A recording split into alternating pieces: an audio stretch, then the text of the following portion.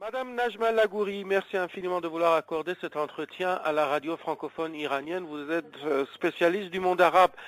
Que pensez-vous, madame, de la décision de la Ligue arabe de pencher plutôt désormais vers l'établissement d'une zone d'exclusion aérienne en Libye, alors que les Occidentaux semblaient peiner pour prendre une décision, voire une position commune?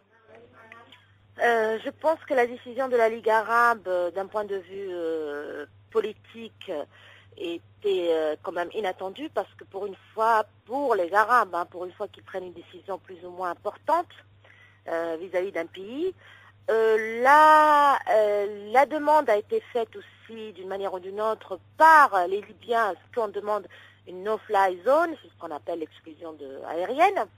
Mais sachant que les conséquences de cette exclusion, c'est ce qu'on ne veut pas, et c'est ce que les Libyens ne veulent pas surtout, c'est l'intervention militaire en Libye. Mais je dirais que quelques pays étaient réservés, sachant que la présence aussi d'une force étrangère peut menacer d'autres pays, voisins.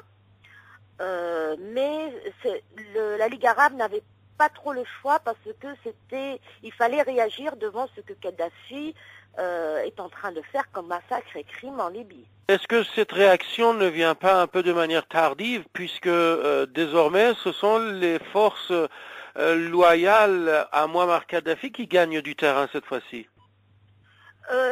Par rapport aux forces loyales de Mouammar Kadhafi, ils gagnent du terrain, ils les perdent. Ils sont dans ce qu'on appelle en arabe le kar wal far. Ça veut dire ils gagnent aujourd'hui, ils vont les perdre demain parce qu'on est dans un point très stratégique, c'est la zone qui est proche de l'ouest. Et sachant que si Ras Nalouf et Zawiya tombent, après ils peuvent aller vers Sirte. Et si Sirte, c'est le fief de Kadhafi, si cette ville tombe, ça y est, c'est presque, ça sera une manière de dire à Kadhafi, voilà, on est proche de Tripoli, la capitale, et là c'est la fin.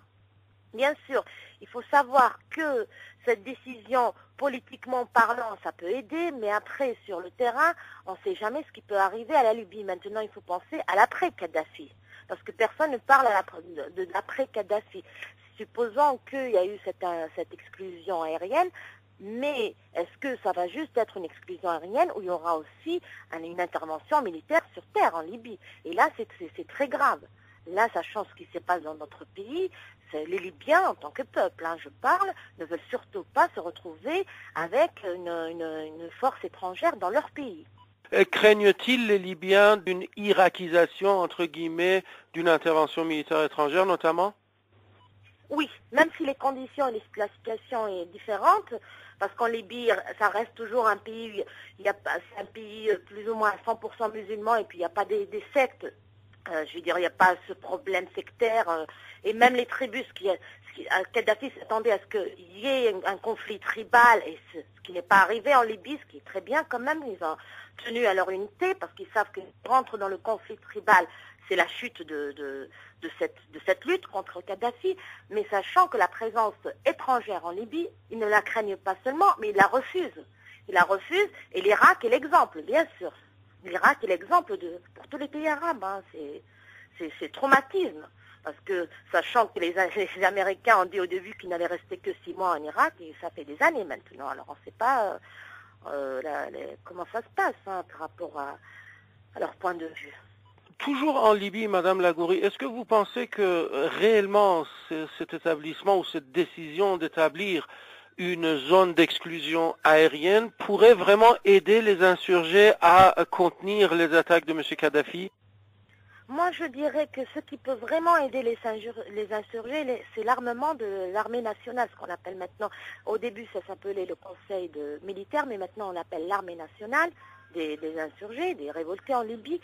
Et si on veut vraiment les aider, c'est armer ces insurgés, parce qu'on voit que la volonté de lutter contre Kadhafi et la volonté d'aller jusqu'au bout existe et on le voit tous les jours. Mais ce qui manque à cette armée, c'est vraiment l'armement, les armes. Si on peut les aider de cette manière, on peut. Je sais que le peuple libyen peut arriver. Ça on l'a vu. Puisqu'ils sont arrivés jusqu'à Ras Nalouf, même ça fait presque 60%, 170% de la Libye, hein, je veux dire toute cette région de Tobrouk jusqu'à Ras Nalouf. Mais sachant que l'armement c'est très important pour les pays libyens, pour le peuple libyen. Après l'exclusion militaire, il y a toujours un point d'interrogation. Un point d'interrogation, c'est que s'il y a une intervention militaire, est-ce qu'elle va être limitée ou est-ce qu'ils vont aller jusqu'en Libye et s'établir ou s'installer en Libye? Et si jamais ils sont là-bas en Libye, est-ce qu'ils vont sortir après ou est-ce qu'ils vont continuer sous prétexte que c'est un pays qui a toujours besoin d'être organisé, que c'est mal organisé, qu'on ne peut pas partir? Et là, on va rentrer dans c'est ce que vous appelez l'irakisation. Ça, c'est certain. Mais l'armement des insurgés est très, très important. Ça, c'est vrai.